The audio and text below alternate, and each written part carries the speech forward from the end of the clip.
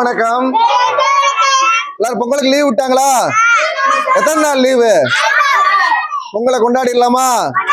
சிறப்பா அருமையான முறையில் இன்ப ஃபவுண்டேஷன் சிறப்பான முறையில் பொங்கல் விழா நடைபெற்று அருமையான முறையில் சிறப்பா இன்னைக்கு சாப்பாடு கொடுத்துக்கிட்டு இருக்கோம். பொங்கலோ பொங்கல், பொங்கலோ பொங்கல், தை பொங்கல், மாட்டு பொங்கல், காணும் பொங்கல், பொங்கலோ பொங்கல்.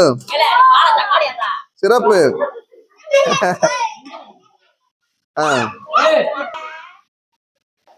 பொங்கலோ பொங்கல், மாட்டு பொங்கல், தை பொங்கல், பொங்கல்.